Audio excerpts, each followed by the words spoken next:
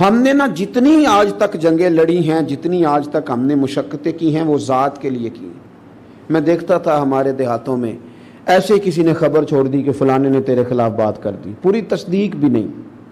حالانکہ قرآن مجید فرماتا ہے کہ جب کوئی فاسق خبر لے کے آئے پہلے اس کی تحقیق کر لیا کرو کہ ٹھیک بھی ہے کہ نہیں۔ کسی نے بات کر دی وہ فلاں نے تیرے خلاف بات کیا، تو کہتے ہیں میں پوچھ نہیں لینا، 2-4 بندے لے کے تو گھر پہنچ گئے۔ مفت کے جھگڑے، یہ سب ذاتیات کی جنگ ہے، اس سے باہر آئیں۔ آپ اپنی ذات کے لیے کتنا کو لڑیں گے؟ مثلا میں کیا ہوں، ہم کیا ہیں، اپنے آپ کو کہاں تک لے جانا چاہتے ہیں، کیا بلندی ہے ہماری، کیا ہم پانا چاہتے ہیں، کیا ہے ہمارے پاس؟ وہ مٹی کا ڈھیر جس کو ایک رات سونے نہ دیا جائے تو اپنی ٹانگ پہ کھڑا نہیں ہو سکتا، وہ کمزور آدمی کے 24 گھنٹے روٹی نہ کھائے تو اپنی ٹانگوں پہ لڑکھڑاتا پھر۔ مثلا کیا ہے؟ ایک بخار چڑھ گئے تو ہم سے اپنا آپ سنبھالا نہیں جاتا۔